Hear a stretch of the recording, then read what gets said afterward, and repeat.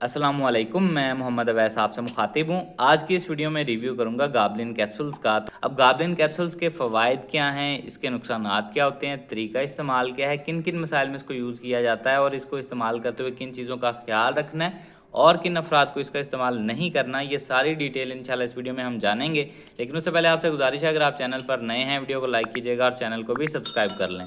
तो चलते हैं अपने टॉपिक की तरफ। तो ब्रांड नेम है गैबलिन और गाबलिन कैप्सूल्स जो हैं ये 25 mg, 50 mg, 100 mg, 75 mg, 150 mg और 300 mg की स्ट्रेंथ्स में अवेलेबल होते हैं और ये CCL फार्मा बना रही है, अच्छी अद्वियात बनाते हैं। कीमत की बात की जाए तो 100 mg वाले की कीमत 459 रुपीज़ है और 14 कैप्सूल्स के पैक में ये पाकिस्तानी मार्केट में अवेलेबल है। अब बात कर लेते हैं इसमें मौजूद दवा की। तो इसमें जो दवा शामिल है वो है प्रीगाबालिन 100 mg। प्रीगाबालिन जो है ये बेसिकली एक एंटी कन्वल्जेंट दवा है और एंटी एपिलेप्टिक इफेक्ट भी रखती है। तो मिर्गी वाले मरीज़ों में भी इसका इस्तेमाल करवाया जाता है। इसके अलावा पार्शल सीजर्स वाले पेशेंट जो हैं उनमें भी इसका इस्तेमाल करवाया जाता है। इसके अलावा जनरलाइज्ड एंग्जाइटी डिसऑर्डर में भी, एंग्जाइटी में भी कुछ मरीज़ों में इसका इस्तेमाल जो है वो करवाया जा सकता है।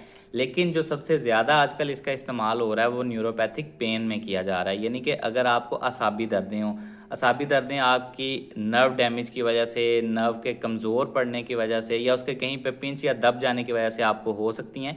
ख़ास तौर पर डायबिटिक न्यूरोपैथी बहुत ज़्यादा देखने में मिलती है, यानी कि शुगर वाले मरीज़ों में अक्सर जब असाबी कमज़ोरी, नर्व डैमेज होना स्टार्ट होता है तो उसकी वजह से उनको मुख्तलिफ़ तरह की दर्दें और तकालीफ आना स्टार्ट हो जाती हैं। फॉर एग्ज़ाम्पल उनके गर्दन के पट्ठों में शदीद खिंचाव या तनाव रहता है, हाथ पाँव सुन्न होना स्टार्ट हो जाते हैं, सुइयाँ सी चुभना या जलना स्टार्ट हो जाते हैं। तो इस तरह की कैफियत अक्सर आपको न्यूरोपैथी में देखने में मिलती हैं और दर्दें भी जोड़ों की जो हैं इसमें शामिल है, पट्ठों की और जोड़ों की दर्दें।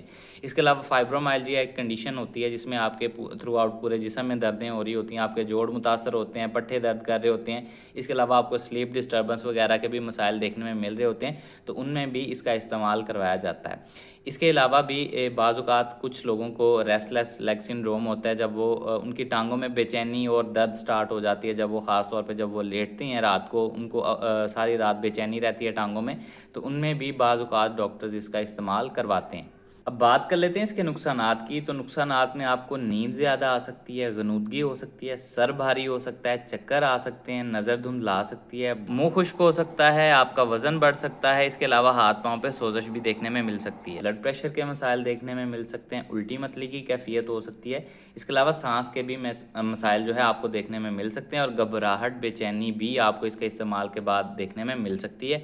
लेकिन अगर इसके इस्तेमाल के बाद आपको कोई शदीद एलर्जिक रिएक्शन या सांस के मसाइल देखने में मिले तो फ़ौरी आपने इसका इस्तेमाल रोक देना। अब बात कर लेते हैं इसके तरीका इस्तेमाल या डोजेज के बारे में। तो सबसे पहले मैं आपको एक चीज़ गाइड कर दूं कि ये बिल्कुल भी कोई ओवर द काउंटर मेडिसिन नहीं है कि जो आप खुद से लेके इस्तेमाल करना स्टार्ट कर दें। इसका इस्तेमाल बगैर डॉक्टर के मशवरे के कभी भी नहीं होना चाहिए, चूँकि इसकी डोजेज का तयन और इसके इस्तेमाल का तरीकाकार सारा डिपेंड करता है आपकी कंडीशन पे, आपकी एज पे, आपके बॉडी वेट पे, आप कौन सी अद्वियात पहले इस्तेमाल करें, क्योंकि मुख्तलिफ़ अद्वियात के साथ इसका इंटरेक्शन हो सकता है। इस वजह से डॉक्टर को आपकी मुकम्मल हिस्ट्री पता होनी चाहिए, आपकी कंडीशन देखनी पड़ती है डॉक्टर को कि आपको किस डोज़ में इसकी दवा देनी है। इसके अलावा आपको डॉक्टर को दोबारा विज़िट भी करना पड़ सकता है इसकी डोजेज़ को चेंज करने के लिए, क्योंकि बाज़ औक़ात कुछ लोगों को इसके इस्तेमाल के बाद बहुत ज़्यादा चक्कर या गनूदगी या सर भारी हो जाता है, तो उनको बाज़ औक़ात इसकी डोजेज़ कम करना या ज़्यादा करना पड़ सकती है। तो इस वजह से बगैर डॉक्टर के मशवरे के कभी भी आपने खुद से इसका इस्तेमाल नहीं करना। खाने के बाद आपने इसको इस्तेमाल करना होता है, 1 गिलास पानी के साथ आप इसको ले सकते हैं या जिस तरह से आपके डॉक्टर्स आपको प्रेस्क्राइब करें उस तरह से यूज़ कीजिएगा। तो ये सारी डिटेल है जी गाबलिन कैप्सूल से रिलेटेड। उम्मीद है आप लोगों को पसंद आई होगी। इससे रिलेटेड कोई सवाल है कमेंट सेक्शन में आप मुझसे पूछ सकते हैं। अपना ख्याल रखिएगा। अल्लाह हाफिज़।